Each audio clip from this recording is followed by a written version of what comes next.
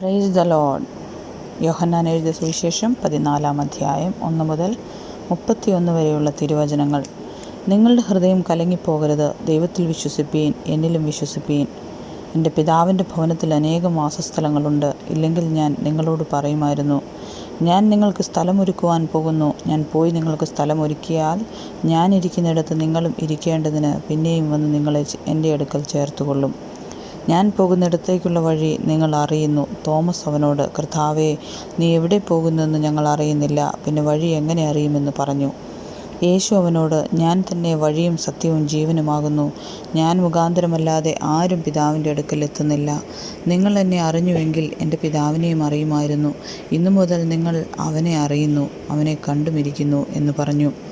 ഫിലിപ്പോസ് അവനോട്, കർത്താവേ, പിതാവിനെ ഞങ്ങൾക്ക് കാണിച്ചു തരേണം, എന്നാൽ ഞങ്ങൾക്ക് മതി എന്ന് പറഞ്ഞു. യേശു അവനോട് പറഞ്ഞത്, ഞാൻ ഇത്രകാലം നിങ്ങളോടുകൂടി ഇരുന്നിട്ടും നീ എന്നെ അറിയുന്നില്ലയോ ഫിലിപ്പോസേ?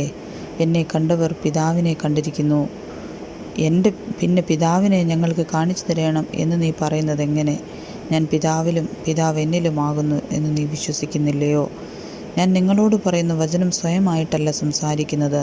പിതാവ് എന്നിൽ വസിച്ചുകൊണ്ട് തൻ്റെ പ്രവൃത്തി ചെയ്യുന്നു. ഞാൻ പിതാവിലും പിതാവ് എന്നിലും എന്നെ വിശ്വസിപ്പീൻ, അല്ലെങ്കിൽ പ്രവൃത്തി നിമിത്തം എന്നെ വിശ്വസിപ്പീൻ. ആമേൻ ആമേൻ, ഞാൻ നിങ്ങളോട് പറയുന്നു, ഞാൻ ചെയ്യുന്ന പ്രവൃത്തി എന്നിൽ വിശ്വസിക്കുന്നവനും ചെയ്യും.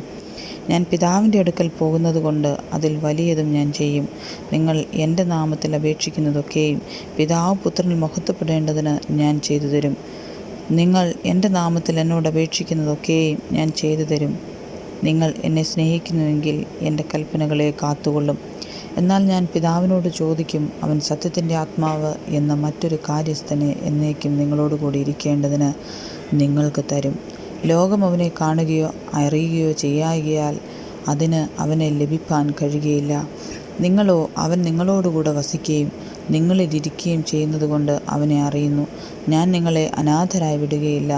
ഞാൻ നിങ്ങളുടെ അടുക്കൽ വരും. കുറഞ്ഞോന്ന് കഴിഞ്ഞാൽ ലോകം എന്നെ കാണുകയില്ല, നിങ്ങളോ എന്നെ കാണും.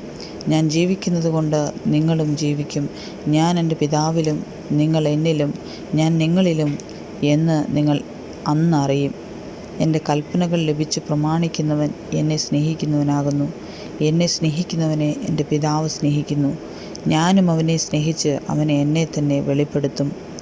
ഇസ്കരിയോത്തല്ലാത്ത യൂദ അവനോട്, കർത്താവേ, എന്ത് സംഭവിച്ചിട്ടാകുന്നു നീ ലോകത്തിനല്ല ഞങ്ങൾക്കത്രേ നിന്നെ വെളിപ്പെടുത്തുവാൻ പോകുന്നത് എന്ന് ചോദിച്ചു.